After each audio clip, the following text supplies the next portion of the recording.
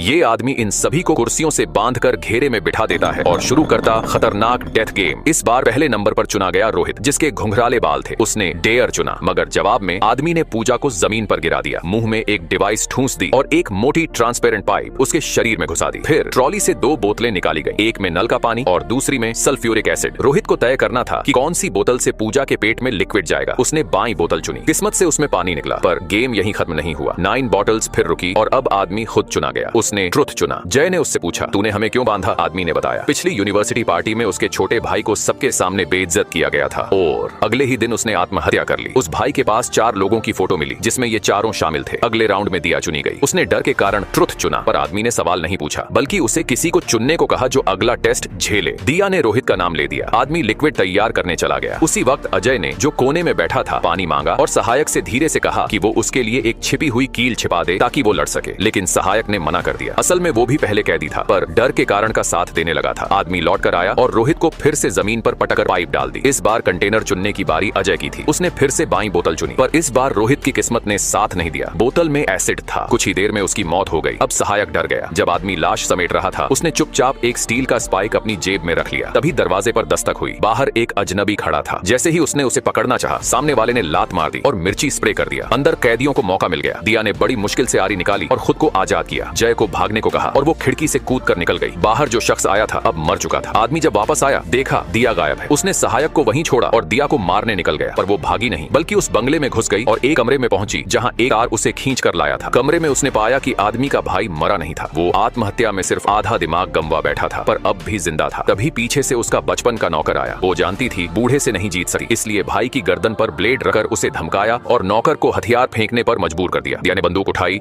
पर भागने के चक्कर में वो आदमी उसे फिर से पकड़ लेता है और भाई के सामने लाता है। पूछता है, क्या यही वो है जिसने चिट्ठी लिखी? भाई इशारा करता है नहीं, पर आदमी फिर भी उसकी गर्दन तोड़ देता है। असल में भाई गूंगा नहीं था। आदमी अपनी ही सोच में जी रहा था। अब झोपड़ी में बचे थे अजय और पूजा। अजय ने सहायक से कहा, मैं मरने वाला हूँ, कुछ तो कर। सहायक ने झिझकते हुए उसे थोड़ी सी पाउडर दे दी। पूजा ने इस मौके का फायदा उठाया। जैसे ही सहायक ने हाथ बढ़ाया, उसने उसकी उंगली काट ली, उसे धक्का दिया और मार डाला। बाहर कार की आवाज आई। पूजा ने अजय को छिपाया और खुद उस आदमी का सामना किया जो अब वापस आ गया था। उसने उसे गोली मारी, पर जैसे ही पास पहुंची, वो पलटकर उसे चाकू घोंप देता है। दोनों गिर पड़ते हैं। अजय रेंगता हुआ आया और उसे चाकू से मारा। फिर पूजा ने तेजाब की बोतल उसके सिर पर दे मारी। आदमी होश में आया तो खुद को खंभे से बंधा पाया। पूजा ने अजय को गाड़ी में भेजा और खुद बताया कि भाई ने आत्महत्या उस चिट्ठी से नहीं, बल्कि एक वीडियो और मैसेज के डर से की थी जो पूजा ने भेजा था। उसने अमीर भाई से पैसा मांगने के लिए उसे धमकाया था और वो वीडियो उसकी सेक्सुअल ओरिएंटेशन को दिखाता था। फिर पूजा ने ग्रेनेड निकाला और भाई के हाथ में थमा दिया। कमरे में अब सिर्फ 2 भाई थे। भाई ने बिना रुके ग्रेनेड का सेफ्टी निकाल दिया।